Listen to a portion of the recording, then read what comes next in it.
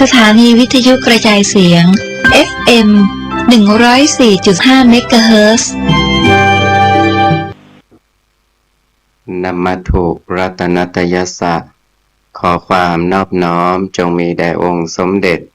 พระบรมศาสดาสัมมาสัมพุทธเจ้า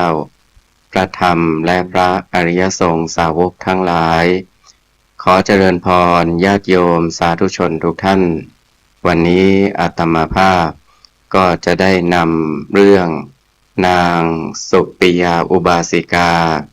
ผู้เป็นเลิศด้านบำรุงภิกษุไข้คิลานุปถากมาอธิบายชี้แจงแสดงให้กับญาติโยมสาธุชนทุกท่านในวันนี้นางสุปิยานั้นเป็นอุบาสิกาผู้ได้รับการยกย่องให้เป็นเอตทัคคะคือเป็นผู้ยอดเยี่ยมคนหนึ่งในพระศาสนานี้จึงนับได้ว่านางมีอุตตมคุณอันเป็นที่ยอมรับของพุทธบริษัทชีวประวัติของนางมีบันทึกไว้ทั้งในส่วนที่เป็นปรัตตยุบันชาติและอดีตชาติชีวประวัติในปรัตตยุบันชาติของนางสุปิยาอุบาสิกานั้นมีปรากฏอยู่ในคัมภีร์มหาวรรคพระวินัยปิฎกแห่งเภสัชขันธกะที่ว่าด้วยเรื่องยาแก้โรคและในอรรถกถาคัมภีร์มโนรัฐปุรณีที่ขยายความบาลีคัมภีร์อังคุตตรนิกายเอกนิบาตว่านางสุปิยานั้นบังเกิดขึ้นในเรือนของผู้มีตระกูลหนึ่งซึ่งอยู่ในพระนครพาราณสีสาเหตุที่นางสุปิยาจะมีความเลื่อมใสในพระพุทธศาสนาจนกระทั่งนางได้เป็นอุบาสิกาหญิงผู้นั่งใกล้พระรัตนตรัยหรือคฤหัสถ์ผู้หญิงที่นับถือพระพุทธศาสนาอย่างมั่นคงผู้มีความเชื่อมั่นถึงขั้นที่เรียกว่าอาจละศรัทธาแปลว่าความเชื่ออันไม่หวั่นไหวหมายความว่ามีศรัทธามั่นคงแน่นอนไม่มีความลังเลสงสัยเกี่ยวกับพระพุทธเจ้าพระธรรมพระสงฆ์เรื่องบาปเรื่องบุญคุณโทษนรกและสวรรค์ตลอดถึงเรื่องโลกนี้และโลกหน้าทั้งนี้เนื่องจากสมัยหนึ่งพระผู้มีพระภาคเจ้าพร้อมด้วยพระภิกษุสงฆ์เป็นบริวารได้เสด็จมาที่พระนครพาราณสีเมื่อนางสุปิยาได้ไปฟังพระธรรมเทศนาของพระผู้มีพระภาคเจ้าแล้วนางได้สำเร็จพระโสดาปัตติผลคือการเข้าถึงกระแสธรรมะหรือกระแสพระนิพพานโดยเรียกนางว่าเป็นพระโสดาบันคือได้เป็นพระอริยบุคคลชั้นต้นในพระพุทธศาสนาด้วยการที่นางได้เห็นพระผู้มีพระภาคเจ้าเป็นครั้งแรกเท่านั้นการต่อมาภายหลังครั้งที่พระผู้มีพระภาคเจ้าเสด็จไปประทับอยู่ในพระนครราชคฤห์ตามพุทธประสงค์แล้วพระองค์ได้เสด็จออกจากพระนครราชคฤห์แล้วเสด็จพระพุทธดำเนินไปตามหนทางที่ไปสู่พระนครพาราณสีโดยได้เสด็จพระพุทธดำเนินผ่านระยะทางโดยลำดับจนถึงพระนครพาราณสีแล้วพระองค์ประทับอยู่ที่ป่าอิสิปตนมฤคทายวันสมัยนั้นสุปิยะอุบาสกและสุปิยาอุบาสิกาบุคคลทั้งสองคนนี้เป็นผู้มีความศรัทธาเลื่อมใสในพระพุทธศาสนาเป็นทายกผู้เป็นกัปปิยการกหมายความว่าผ ผู้ทำของที่สมควรแก่สมณะหรือผู้ปฏิบัติในเรื่องปัจจัยสี่ที่สมควรเป็นผู้อุปถากคืออุปถัมภ์บำรุงพระภิกษุสงฆ์ทั้งปวงอยู่ในพระนครพาราณสีวันหนึ่งนางสุปิยาอุบาสิกา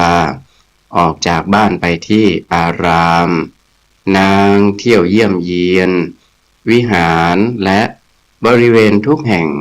แล้วกราบเรียนถามพระภิกษุทั้งหลายว่าข้าแต่พระคุณเจ้าผู้เจริญพระคุณเจ้ารูปไหนอาพาธหรือเจ็บไข้ไม่สบายบ้างพระคุณเจ้าที่กำลังอาพาธอยู่นั้นประสงค์จะให้ดิฉันนำยาอะไรมาถวายเจ้าคะครั้งนั้นมีพระภิกษุรูปหนึ่งได้ฉันยาทายจึงบอกกับนางสุปิยาอุบาสิกาว่าอาตมาฉันยาถ่ายแล้วปรารถนาจะฉันน้ำต้มเนื้อโยมนางอุบาสิกาสุปิยาอุบาสิการับคำว่าดิฉันจะนำมาถวายเป็นพิเศษเจ้าค่ะแล้วเมื่อนางกล่าวแล้วก็กลับไปที่บ้านแล้วสั่งชายคนใช้ว่าเจ้าจงไปหาซื้อเนื้อสัตว์ที่เขาขายในตลาดมาคนรับใช้ชายคนนั้นรับคำสั่งของนางสุปิยาอุบาสิกาแล้วได้เที่ยวไปหาซื้อเนื้อจนทั่วทุกตลาดในพระนครพาราณสีก็ไม่ได้เนื้อสัตว์ตามที่ต้องการเขาจึงได้กลับมาหานางสุปิยาอุบาสิกาแล้วเรียนว่า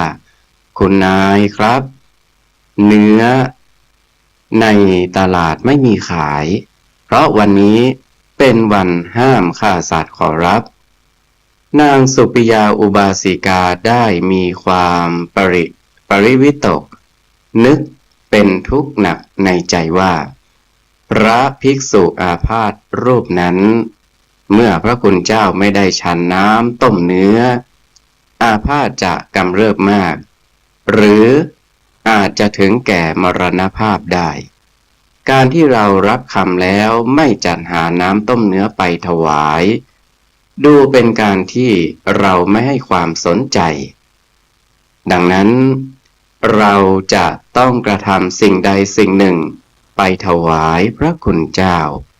แล้วนางจึงถือมีดสำหรับเชือดเนื้อเข้าไปในห้องโดยนางใช้มีดเชือดเนื้อที่ขาของนางแล้วส่งให้แก่หญิงรับใช้พร้อมกับสั่งว่านี่สาวใช้เธอจงต้มเนื้อนี้แล้วนำน้ำไปถวายแก่พระคุณเจ้ารูปที่อาพาธท่านอยู่ในกุฏิหลังโน้น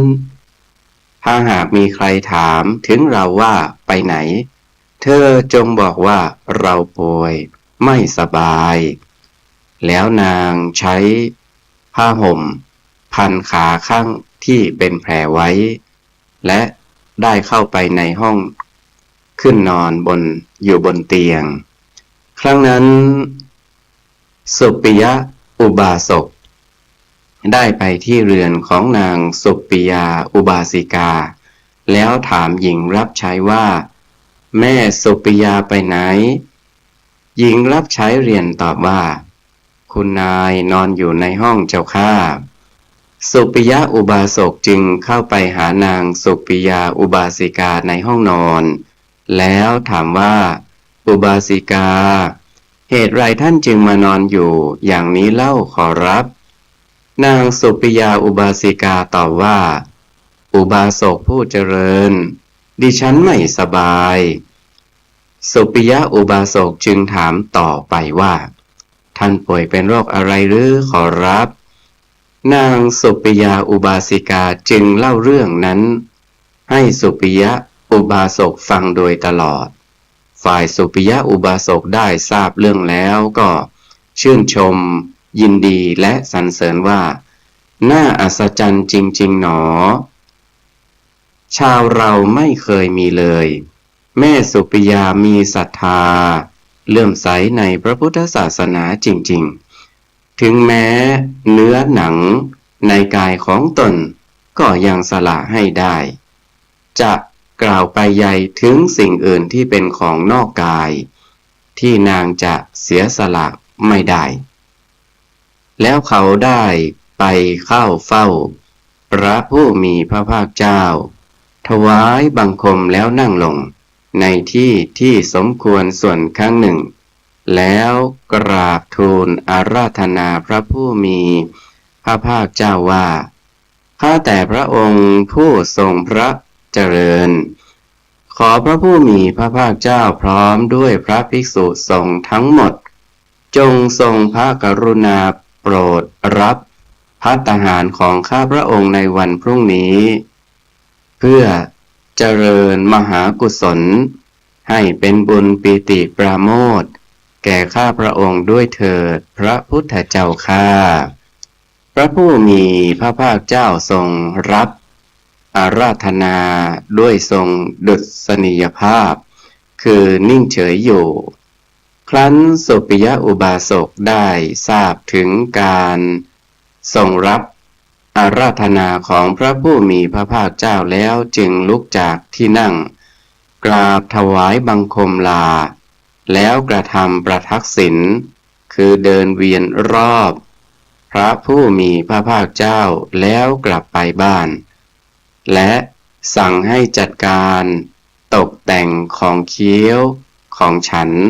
อันประณีตโดยตลอดราตรีนั้นพอเวลารุ่งเช้าเขาจึงให้คนไปกราบทูลพระผู้มีพระภาคเจ้าให้ทรงทราบเวลาภัตตาการคือเวลาฉันอาหารว่าข้าแต่พระองค์ผู้ทรงพระเจริญถึงเวลาภัตตาการและภัตตาหารก็เสร็จเรียบร้อยแล้วพระเจ้าข้า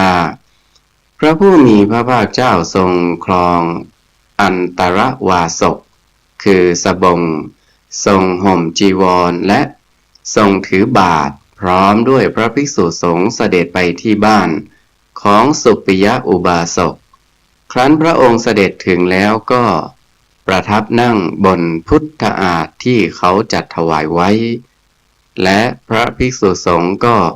นั่งลงบนอาสนะทั้งหลายสุปิยอุบาสกเข้าไปเฝ้าพระผู้มีพระภาคเจ้าถวายบังคมแล้วยืนอยู่ในสถานที่ที่สมควรส่วนข้างหนึ่งพระผู้มีพระภาคเจ้าตรัสถามสุปิยอุบาสกว่าดูก่อนอุบาสก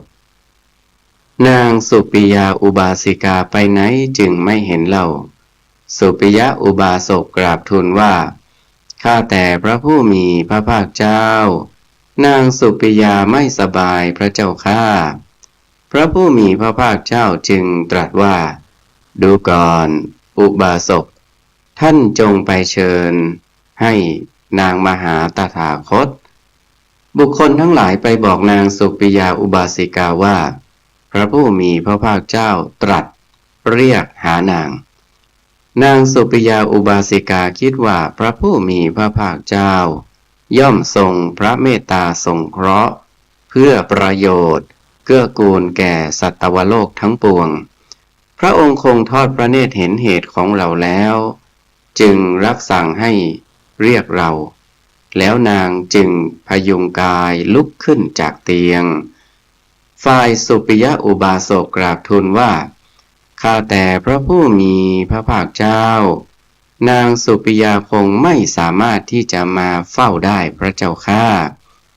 พระผู้มีพระภาคเจ้าตรัสสั่งว่าถ้าอย่างนั้นพวกท่านจงช่วยกันพยุงนางมาที่นี่เถิดครั้นสุปิยอุบาสกได้ฟังพระพุทธดำรัสตรัสสั่งจึงได้ไปพยุงนางสุปิยาอุบาสิกามาเข้าเฝ้าพระผู้มีพระภาคเจ้าแต่พอนางสุปิยาอุบาสิกาได้และเห็นพระผู้มีพระภาคเจ้าเท่านั้น แผลที่ขาซึ่งเป็นแผลใหญ่ก็พลันมีเนื้องอกออกมาเต็มเหมือนเดิมผิวพรรณก็เรียบสนิทเป็นปกติและขนก็เกิดขึ้นทันทีบุคคลทั้งสองคือสุปิยะอุบาสกและนางสุปิยาอุบาสิกาก็พากันชื่นชมสมนัสสรรเสริญว่าน่าอัศจรรย์นักพวกเราไม่เคยมีเลยชาวเราเอ๋ยพระผู้มีพระภาคเจ้าทรงมีพระบุญญาธิการวาสนาบารมีฤทธาศักดานุภาพมากเหลือล้นแต่นางพอได้เห็นพระผู้มีพระภาคเจ้าเท่านั้นแผลใหญ่ก็งอกเนื้อคืนขึ้นมาเต็มมีผิวพรรณเรียบสนิทและขนเกิดขึ้นเป็นปกติดีและในขณะนั้นนางได้ยิ้มออกมาแล้วเข้าไปถวายบังคมพระผู้มีพระภาคเจ้าด้วยเบญจังคประดิษฐ์และนั่งอยู่ในที่สุดส่วนหนึ่งพระผู้มีพระภาคเจ้าตรัสถามนางว่าดูก่อนอุบาสิกาท่านไม่สบายเป็นอะไรหรือนางสุปิยาอุบาสิกากราบทูลเหตุทั้งปวงให้พระผู้มีพระภาคเจ้าทรงทราบต่อจากนั้นบุคคลทั้งสองคือสุปิยะอุบาสกและสุปิยาอุบาสิกาได้ช่วยกันถวายขาธนิยะโภชนิยาหารอาหารควรเคี้ยวและควรฉันอันประณีตแก่พระภิกษุสงฆ์มีพระผู้มีพระภาคเจ้าทรงเป็นประมุขด้วยมือของตนเองจนอิ่มหนำเสร็จการฉันอาหารแล้วเขาทั้งสองจึงนั่งลงในที่ที่ควรส่วนข้างหนึ่งพระผู้มีพระภาคเจ้าทรงแสดงธรรมแก่สุปิยะอุบาสกและนางสุปิยาอุบาสิกาให้เห็นแจ้งให้ถือมั่นอันดีให้อาจหาญร่าเริงเป็นอันดีแล้วส่งลุกจากที่ประทับเสด็จกลับไปยังป่าอิสิปตนมฤคทายวันการที่นางสุปิยาอุบาสิกาเชือดเนื้อที่ขาถวายพระจนเป็นมูลเหตุให้พระผู้มีพระภาคเจ้าทรงบัญญัติสิกขาบทห้ามพระภิกษุฉันเนื้อมนุษย์และเนื้อสัตว์ต่างๆดังมีข้อความบันทึกไว้ในบาลีคัมภีร์มหาวรรคพระวินัยปิฎกแห่งเภสัชขันธกะว่าครั้งนั้นพระผู้มีพระภาคเจ้าตรัสสั่งให้ประชุมพระภิกษุสงฆ์ในเรื่องที่เกี่ยวกับเนื่องกับนางสุปิยาอุบาสิกาเป็นข้อมูลอันเป็นเหตุที่เกิดขึ้นครั้งแรกนั้นและทรงสอบถามพระภิกษุทั้งหลายว่าดูก่อนภิกษุทั้งหลายภิกษุรูปใดขอเนื้อต่อนางสุปิยาอุบาสิกามาฉันบ้างฝ่ายพระภิกษุรูปที่ฉันน้ำต้มเนื้อของนางสุปิยาอุบาสิกาได้กราบทูลรับต่อพระผู้มีพระภาคเจ้าว่าข้าแต่พระองค์ผู้ทรงพระเจริญข้าพระองค์ได้ขอเนื้อต่อนางสุปิยาอุบาสิกาพระเจ้าข้าพระผู้มีพระภาคเจ้าตรัสถามว่าดูก่อนภิกษุเขานำมาถวายแล้วหรือภิกษุกราบทูลตอบว่าเขานำมาถวายแล้วพระเจ้าข้าพระผู้มีพระภาคเจ้าตรัสถามว่าเธอฉันแล้วหรือภิกษุพระภิกษุกราบทูลตอบว่าข้าแต่ข้าพระองค์ฉันแล้วพระเจ้าข้าพระผู้มีพระภาคเจ้าตรัสถามว่าเธอได้พิจารณาหรือเปล่าภิกษุพระภิกษุกราบทูลตอบว่าข้าพระองค์มิได้พิจารณาพระเจ้าข้าพระผู้มีพระภาคเจ้าทรงติเตียนว่าดูก่อนโมฆะบุรุษ ฉะนั้นเธอจึงไม่พิจารณาก่อนแล้วฉันเนื้อเล่าเธอฉันเนื้อมนุษย์แล้วการกระทำของเธอนั่นไม่เป็นไปเพื่อความเลื่อมใสของชุมชนที่ยังไม่เลื่อมใสไม่เป็นไปเพื่อความเลื่อมใสยิ่งของชุมชนที่เลื่อมใสอยู่แล้วหรือให้เกิดความคิดต่างๆแก่ชนบางพวกที่เลื่อมใสอยู่แล้วพระพุทธบัญญัติห้ามฉันเนื้อมนุษย์ดูก่อนภิกษุทั้งหลายบุคคลทั้งหลายผู้ที่มีศรัทธาเลื่อมใสในพระพุทธศาสนาเขาสละเนื้อของเขาถวายก็ได้ภิกษุอย่าพึงฉันเนื้อมนุษย์ถ้าภิกษุใดฉันต้องอาบัติทุลใจอันหนึ่งภิกษุยังมิได้พิจารณาไม่พึงฉันเนื้อรูปใดฉันต้องอาบัติทุกกฎในอัตถกถาคัมภีร์ตติยสมันตะปาสาธิกาว่าถ้าภิกษุรู้ว่าเป็นเนื้ออย่างนั้นอย่างนั้นที่พระพุทธเจ้ามิได้ทรงห้ามไว้ไม่จำเป็นที่จะต้องถามถ้าไม่รู้แท้พึงถามก่อนแล้วฉันจึงควรพระพุทธบัญญัติห้ามฉันเนื้อช้างในสมัยนั้นช้างทรงของพระเจ้าพาราณสีตายลงครั้งนั้นเกิดอัตคัดขาดแคลนอาหารประชาชนพากันบริโภคเนื้อช้าง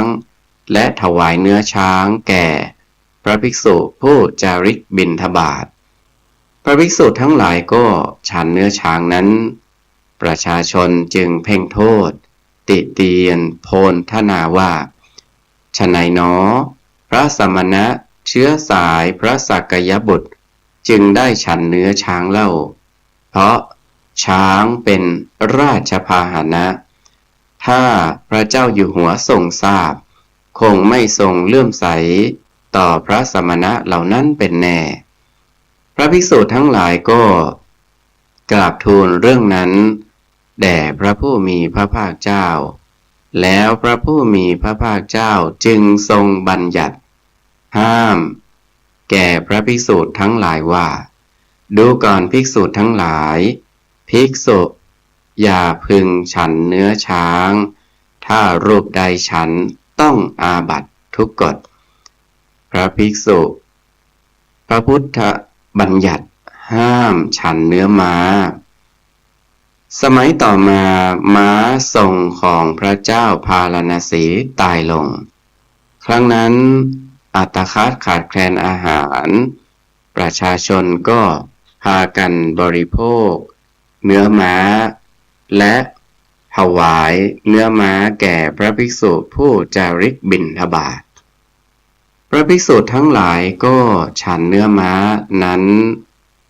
ประชาชนจึงเพ่งโทษติเตียนโพลทนาว่าฉะไหนหนอ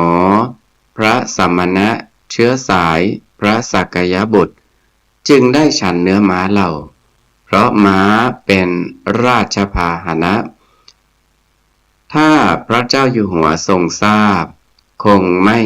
ทรงเลื่อมใสต่อสมณะเหล่านั้นเป็นแน่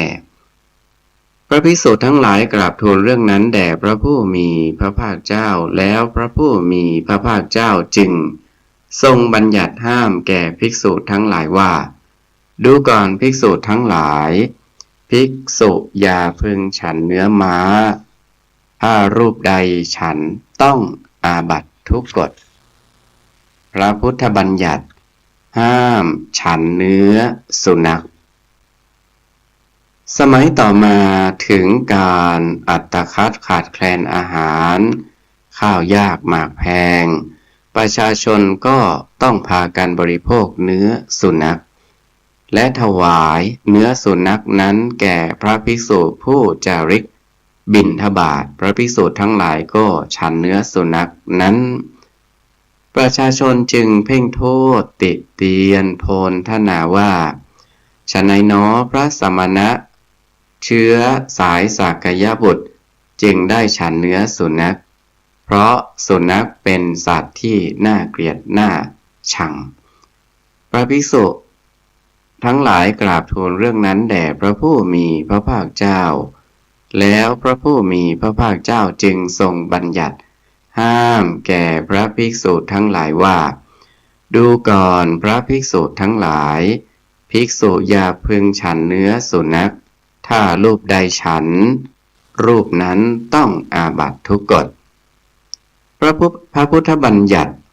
ห้ามฉันเนื้องูในเวลานั้นถึงคราวอัตคัดขาดแคลนอาหารประชาชนก็ต้องพากันบริโภคเนื้องูและถวายเนื้องูแก่พระภิกษุผู้จาริกบิณฑบาตพระภิกษุทั้งหลายได้ฉันเนื้องูนั้นประชาชนจึงเพ่งโทษติเตียนโพลธนาว่าฉะนั้นหนอพระสมณะเชื้อสายพระสักยบุตรจึงได้ฉันเนื้องูเล่าเพราะงูเป็นสัตว์น่าเกลียดน่าชังแม้พญานาคชื่อสุปัสสะก็เข้าไปกราบทูลแด่พระผู้มีพระภาคเจ้าว่าข้าแต่พระผู้มีพระภาคเจ้าบรรดางูและนาคที่ไม่มีศรัทธาเลื่อมใสมีอยู่จะโกรธภิกษุทั้งหลายว่าฉันเนื้องูจะเบียดเบียนภิกษุทั้งหลายขอพระผู้มีพระภาคเจ้าอย่าให้พระภิกษุทั้งหลายฉันเนื้องูพระเจ้าข้า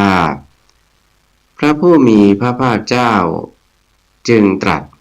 พระธรรมเทศนาให้พญานาคสุปัสสะเห็นแจ้งให้ถือมั่นอันดีให้อาถรรพ์ร่าเริงฝ่ายพญานาคสุปัสสะได้ฟังพระธรรมเทศนาที่พระผู้มีพระภาคเจ้าโปรดประทานแล้วก็กราบถวายบังคมลากลับไปพระผู้มีพระภาคเจ้าทรงปรารภเหตุแห่งเรื่องงูนั้นเป็นข้อมูลที่แรกเกิดขึ้นจึงตรัสกับพระภิกษุทั้งหลายว่าดูก่อนภิกษุทั้งหลายภิกษุอย่าพึงฉันเนื้องูรูปใดฉันต้องอาบัติทุกกฎพระพุทธบัญญัติห้ามฉันเนื้อราชสีห์ในสมัยกาลต่อมาพวกนายพรานฆ่าราชสีห์แล้วบริโภคเนื้อราชสีห์และได้ถวายเนื้อราชสีห์นั้นแก่พระภิกษุผู้จาริกบิณฑบาตพระภิกษุทั้งหลายฉันเนื้อราชสีห์แล้วไปอยู่ในป่าราชสีห์ทั้งหลายได้ฆ่าพระภิกษุทั้งหลายถึงแก่มรณภาพเพราะได้กลิ่นเนื้อราชสีห์จากภิกษุเหล่านั้นพระภิกษุทั้งหลายกราบทูลเรื่องนั้นแด่พระผู้มีพระภาคเจ้าแล้วพระผู้มีพระภาคเจ้าจึงทรงบัญญัติห้ามแก่พระภิกษุทั้งหลายว่าดูก่อนภิกษุทั้งหลายภิกษุอย่าพึงฉันเนื้อราชสีห์รูปใดฉันต้องอาบัติทุกกฎพระพุทธบัญญัติห้ามฉันเนื้อเสือโคร่งสมัยต่อมาพวกนายพรานฆ่าเสือโคร่งแล้วบริโภคเนื้อเสือโคร่งและได้ถวายเนื้อเสือโคร่งนั้นแก่พระภิกษุผู้จาริกบิณฑบาตพระภิกษุทั้งหลายฉันเนื้อเสือโคร่งนั้นแล้วไปอยู่ในป่าเสือโคร่งทั้งหลายได้ฆ่าพระภิกษุทั้งหลายเสียเพราะได้กลิ่นเนื้อเสือโคร่งจากภิกษุเหล่านั้นพระภิกษุทั้งหลายได้กราบทูลเรื่องนั้นแด่พระผู้มีพระภาคเจ้าแล้วพระผู้มีพระภาคเจ้าจึงทรงบัญญัติห้ามแก่ภิกษุทั้งหลายว่าดูก่อนภิกษุทั้งหลายภิกษุอย่าพึงฉันเนื้อเสือโคร่งถ้ารูปใดฉัน ต้องอาบัติทุกกฎพระพุทธบัญญัติห้ามฉันเนื้อเสือเหลืองสมัยต่อมาพวกนายพรานฆ่าเสือเหลืองแล้วบริโภคเนื้อเสือเหลืองแล้วได้ถวายเนื้อเสือเหลืองนั้นแก่พระภิกษุทั้งหลายผู้จาริกบิณฑบาตพระภิกษุทั้งหลายฉันเนื้อเสือเหลืองนั้นแล้วไปอยู่ในป่าเสือเหลืองทั้งหลายได้ฆ่าพระภิกษุทั้งหลายเสียเพราะได้กินเนื้อเสือเหลืองจากภิกษุเหล่านั้นพระภิกษุทั้งหลายได้นำความเรื่องนั้นขึ้นกราบทูลแด่พระผู้มีพระภาคเจ้าแล้วพระผู้มีพระภาคเจ้าจึงทรงบัญญัติ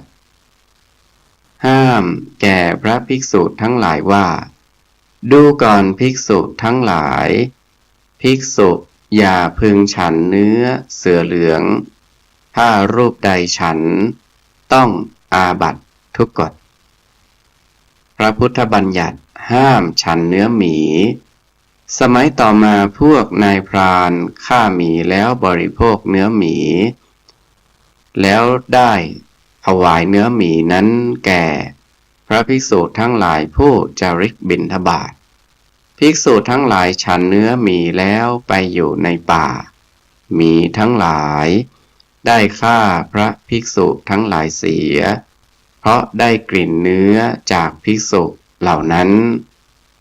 ภิกษุทั้งหลายได้นำความเรื่องนั้นขึ้นกราบทูลแด่พระผู้มีพระภาคเจ้าแล้วพระผู้มีพระภาคเจ้าจึงทรงบัญญัติห้ามแก่พระภิกษุทั้งหลายว่าดูก่อนภิกษุทั้งหลายภิกษุอย่าพึงฉันเนื้อหมีถ้ารูปใดฉันต้องอาบัติทุกกฎพระพุทธบัญญัติห้ามฉันเนื้อเสือดาวสมัยต่อมาพวกนายพรานฆ่าเสือดาวแล้วบริโภคเนื้อเสือดาวและได้ถวายเนื้อเสือดาวแก่ภิกษุทั้งหลายผู้จาริกบิณฑบาตพระภิกษุทั้งหลายฉันเนื้อเสือดาวนั้นเข้าไปในป่าเสือดาวทั้งหลายได้ฆ่าภิกษุทั้งหลายเหล่านั้นภิกษุทั้งหลายได้กราบนำความเรื่องนั้นขึ้นกราบทูลแด่พระผู้มีพระภาคเจ้าแล้วพระผู้มีพระภาคเจ้าจึงทรงบัญญัติห้ามแก่ภิกษุทั้งหลายว่าดูก่อนภิกษุทั้งหลายภิกษุอย่าพึงฉันเนื้อเสือดาว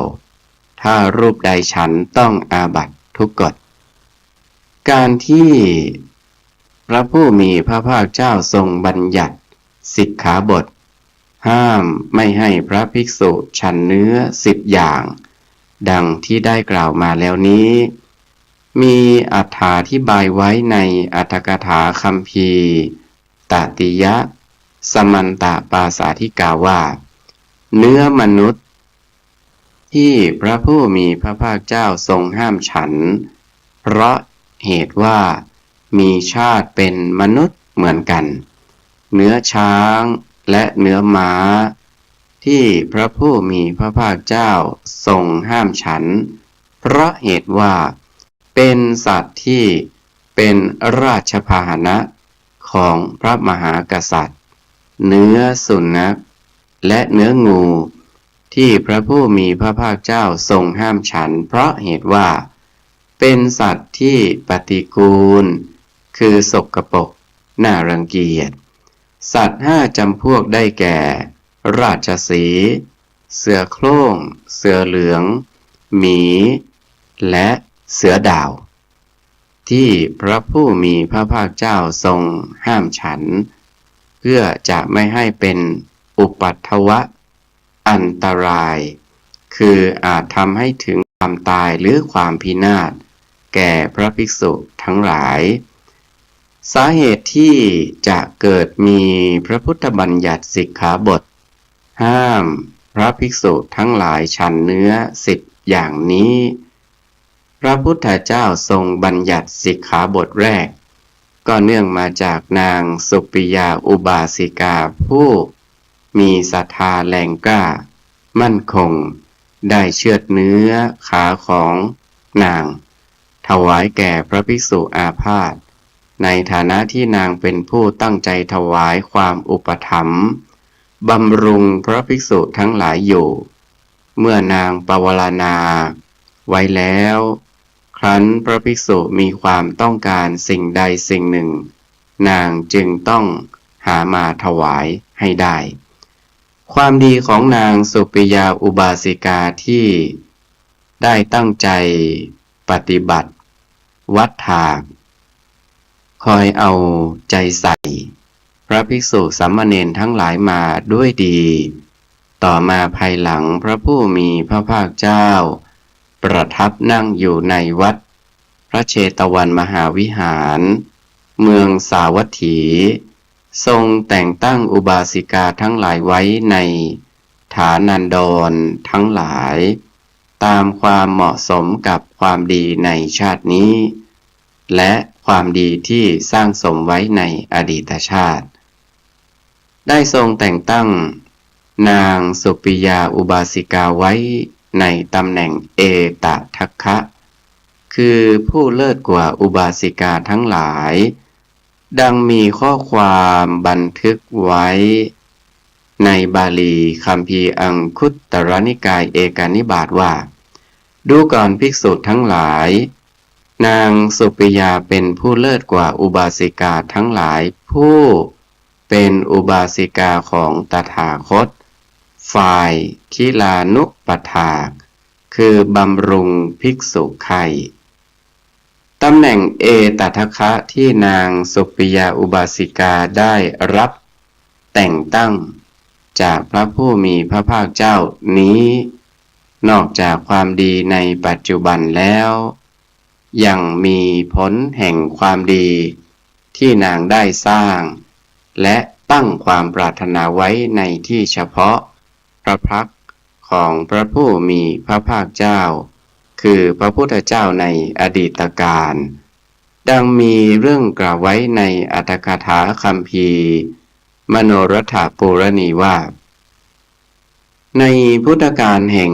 พระปทุมุตตรสัมมาสัมพุทธเจ้าโดยนับย้อนหลังจากภัททรกัปนี้ไปได้100,000 กัปนางสุปิยาอุบาสิกาได้เกิดขึ้นในตระกูลหนึ่งในพระนครหงสาวดี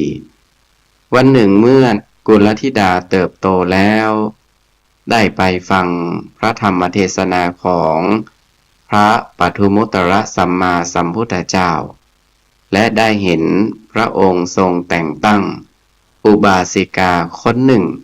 ไว้ในตำแหน่งที่เลิศกว่าอุบาสิกาทั้งหลายฝ่ายผู้บำรุงภิกษุไข่โดยคำพระเรียกว่าคิลานุปถากขันนางกุลธิดาได้เห็นเช่นนั้นแล้วก็นึกพอใจจึงได้ตั้งใจกระทำบุญทำกุศลแล้วปรารถนาตำแหน่งนั้นในที่เฉพาะพระพักตร์พระปทุมุตตรสัมมาสัมพุทธเจ้าและนางได้กระทำความดีสืบต่อมาจนตลอดชีวิตการต่อมาภายหลังเมื่อนางกุลธิดาสิ้นชีวิตแล้วนางได้ไปเกิดเป็นเทวดาบ้างและเกิดเป็นมนุษย์บ้างจนกระทั่งเวลาการผ่านไปได้100,000 กัปนางจึงได้กลับมาเกิดในเรือนของผู้มีสกุลในพระนครพาราณสีในพระพุทธกาลนี้มารดาบิดาและหมู่ญาติตั้งชื่อให้ว่าสุปิยาแปลเป็นภาษาไทยก็แปลว่าเป็นที่รักยิ่งในภายหลังครั้งที่พระผู้มีพระภาคเจ้า มีพระภิกษุทั้งหลายเป็นสงฆ์บริวารเสด็จมาถึงพระนครสาพาราณสี นางสุปิยาได้ไปฟังพระธรรมของพระผู้มีพระภาคเจ้าก็ได้สำเร็จพระโสดาปัตติผลในการที่ได้เห็นพระผู้มีพระภาคเจ้าเป็นครั้งแรกนั้นจึงจัดได้ว่านางสุปิยาเป็นพระอริยอุบาสิกาในพระพุทธศาสนาตั้งแต่วันนั้นเป็นต้นมาและนับจากวันนั้นนางได้ปฏิบัติบำรุงพระภิกษุสามเณรด้วยความตั้งใจจริงโดยตลอดดังเรื่องที่ได้เล่ามาแล้วในตอนต้นนั้นนี้ก็เป็นชีวประวัติของนางสุปิยาอุบาสิกาเป็นผู้เลิศในด้านบำรุงภิกษุไข้หรือคิลานุปถากต่อไปนี้ก็เป็นชีวประวัติของอุบาสิกาอีกท่านหนึ่งก็คือนางกาติยานีอุบาสิกานางกาติยานีอุบาสิกานั้นก็เป็นผู้เลิศด้านเลื่อมใสไม่หวั่นไหวนางกาติยานีอุบาสิกานั้น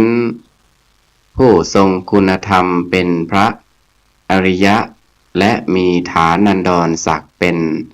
เอตทัคคะเปรียบเสมือนกับการได้รับปริญญาดุษฎีบัณฑิตกิตติมศักดิ์ของผู้ที่มีความรู้ความสามารถจนเป็นที่ยอมรับของสังคมโดยทั่วไปความเป็นผู้เลิศด้วยความดีของนางได้รับการเชื่อถือของพุทธบริษัทเป็นอย่างดีชีวประวัติของนางกาติยานีอุบาสิกานั้นทั้งที่เป็นไปในส่วนอดีตชาติและปัจจุบันชาติมีเรื่องกล่าวไว้ในอรรถกถาคัมภีร์มโนรัฐปุรณีที่ขยายความบาลีอังคุตตรนิกายเอกนิบาตว่าในพุทธกาลของพระปทุมุตตรสัมมาสัมพุทธเจ้านั้นโดยนับทวนถอยหลังกลับไปจากภัทรกัปนี้ได้100,000 กัปนางกาติยานีอุบาสิกาได้เกิดขึ้นในเรือนของผู้มีตระกูลหนึ่งซึ่งอยู่ในเมืองหงสาวดีครั้งหนึ่งนางกุลธิดากาติยานีได้ไปเห็นพระปทุมุตตรสัมมาสัมพุทธเจ้าทรงแต่งตั้งอุบาสิกาผู้หนึ่งไว้ในตำแหน่งเอตทัคคะคือเป็นผู้เลิศกว่าอุบาสิกาทั้งหลายผู้มีความเลื่อมใสอันไม่หวั่นไหวก็เกิดความพอใจในตำแหน่งอันเลิศนั้นจึงได้กระทำบุญทำกุศลแล้วตั้งความปรารถนาเพื่อให้ได้ฐานันดรศักดิ์นั้นในอนาคตการต่อมาเมื่อนางกุลธิดานั้นสิ้นชีวิตแล้วนางได้ท่องเที่ยวไปเกิดเป็นเทวดาและมนุษย์อยู่ตลอดกาลนานถึง100,000 กัปตกมาถึงทุกบาทการนี้คือเวลาที่มีพระพุทธเจ้าทรงบังเกิดขึ้นในโลกนี้นางได้มาเกิดในตระกูลหนึ่งในเมืองกุระคระแคว้นอวันตีพวกญาติของนางตั้งชื่อให้นางว่ากาติยานีแปลว่าผู้สวยงามในการต่อมาภายหลังนางกาติยานีมีความเจริญเติบโตขึ้นแล้วได้เป็นสหายที่คบกันอย่างสนิทสนมกับนางกาลีอุบาสิกาชาวเมืองกุระคะระผู้เป็น โยมมารดาของพระโสนกุติกัณณเถระ การครั้งหนึ่งนางกาลีอุบาสิกาได้อาราธนาพระโสนกุติกัณณเถระพระลูกชายให้แสดงธรรมว่าขอคุณจงแสดงธรรมแก่โยมตามท่วงทำนองที่แสดงถวายพระผู้มีพระภาคเจ้าแล้วนั้นในเวลาของคืนที่กำหนดจะแสดงธรรมนั้นพระโสนกุติกัณณเถระได้ขึ้นนั่งบนธรรมาสน์ที่ประดับตกแต่งแล้วในภายในพระนครโดยทำโยมมารดาให้เป็นองค์พยานแล้วปรารภเริ่มจะแสดงธรรมครั้งนั้นนางกาติยานีอุบาสิกาได้ไปกับนางกาลีอุบาสิกาเพื่อจะฟังพระธรรมเทศนาแต่นางได้ไปยืนฟังพระธรรมเทศนาอยู่ในบริเวณสุดท้ายแห่งที่ประชุมบริษัทในคราวนั้นพวกโจรมีจำนวนประมาณ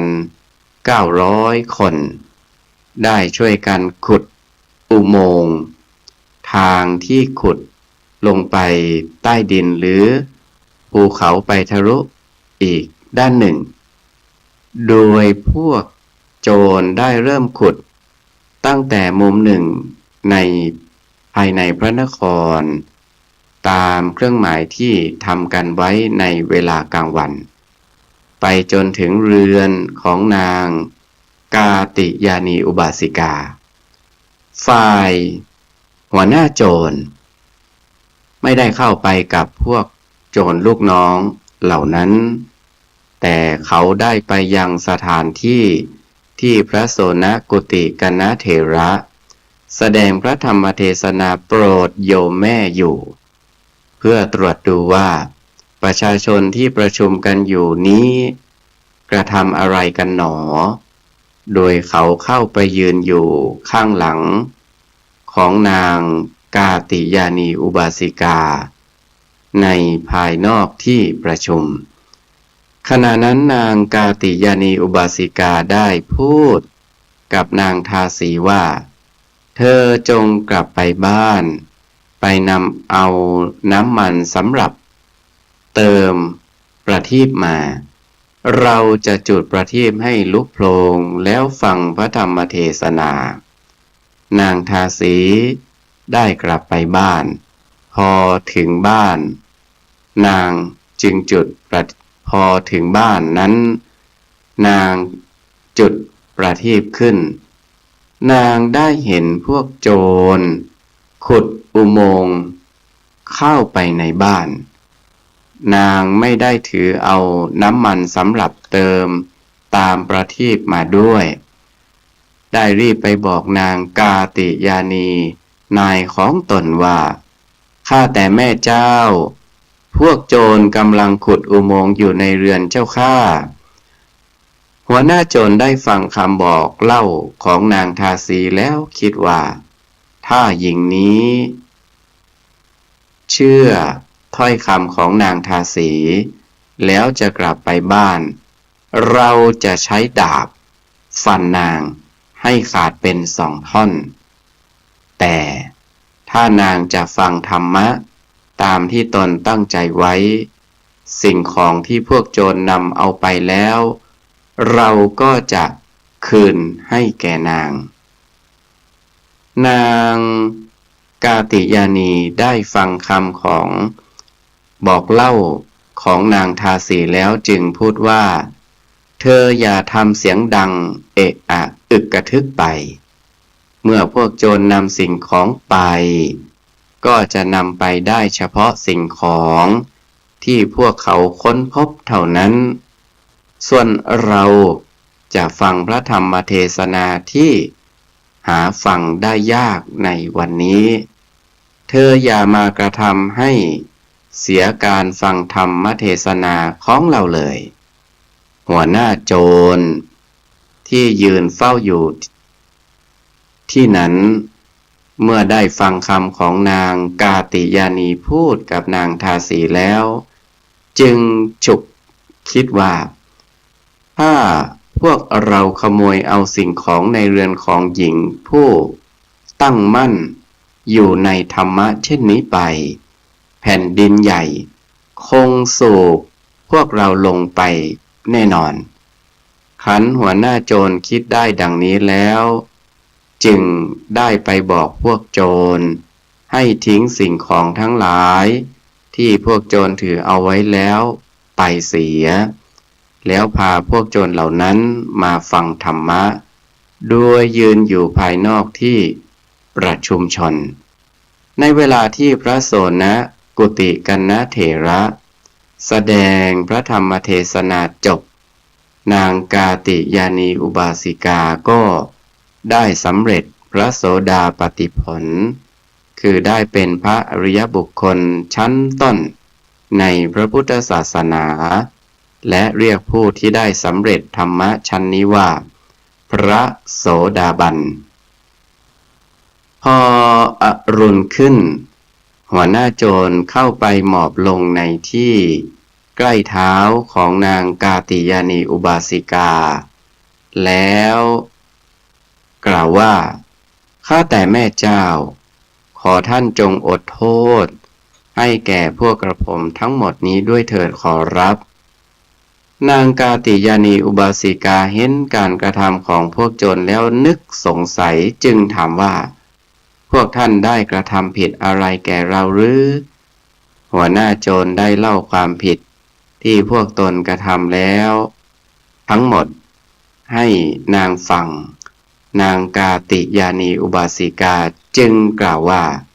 ดูก่อนท่านทั้งหลายถ้าเช่นนั้น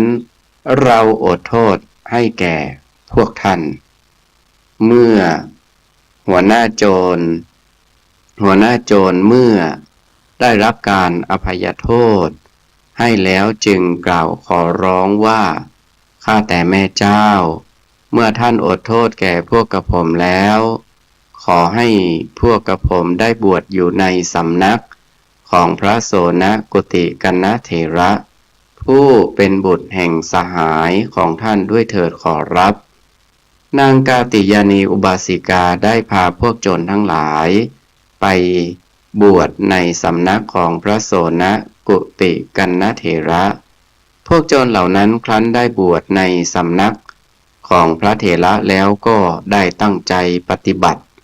สมณธรรมจนได้บรรลุพระอรหัตผลเป็นพระอรหันต์ในพระพุทธศาสนาหมดด้วยกันทุกรูปการต่อมาพระผู้มีพระภาคเจ้าประทับอยู่ในวัดพระเชตวันมหาวิหารได้ทรงตั้งอุบาสิกาทั้งหลายไว้ในตำแหน่งต่างๆก็ได้ทรงตั้งนางกาติยานีอุบาสิกาไว้ในตำแหน่งเป็นผู้ยอดเยี่ยมที่สุดตำแหน่งหนึ่งดังมีพระพุทธดำรัสตรัสบันทึกอยู่ในคัมภีร์บาลีคัมภีร์อังคุตรนิกายเอกานิบาตว่าดังนี้ดูก่อนภิกษุทั้งหลายนางกาติยานีเป็นเอตทัคคะคือเป็นผู้เลิศกว่าอุบาสิกาทั้งหลายผู้เป็นอุบาสิกาของตถาคตฝ่ายมีความเลื่อมใสอันไม่หวั่นไหวตำแหน่งเอตทัคคะที่นางกาติยานีอุบาสิกาได้รับนี้ด้วยอาศัยเหตุที่สมบูรณ์2ประการคือประการแรกเป็นเหตุในอดีตชาติที่นางมีความพอใจในตำแหน่งที่เลิศนั้นนับแต่นั้นนางได้ตั้งใจกระทำบุญกุศลแล้วจึงตั้งความปรารถนาให้ได้ตำแหน่งนั้นประการที่สองเป็นเหตุในปัจจุบันชาติ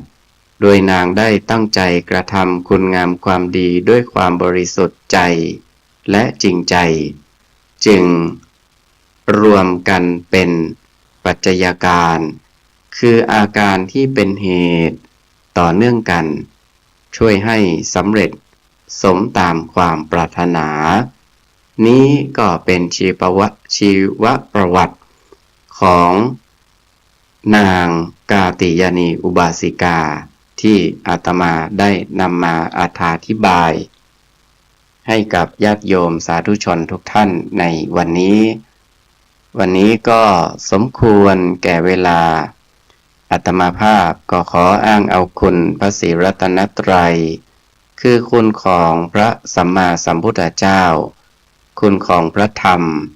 และคุณของพระอริยสงฆ์ตลอดจนบุญกุศลที่ญาติโยมสาธุชนทุกท่านได้ประพฤติปฏิบัติสั่งสมมาจงเป็นตบะเป็นเดชะเป็นภรวะปัจจัยหนุนนำให้กับญาติโยมสาธุชนทุกท่านจงประสบจตุรพิธพรชัยสี่ประการกล่าวคือมีอายุวรรณะสุขะภละปฏิภาณธนสารสมบัติ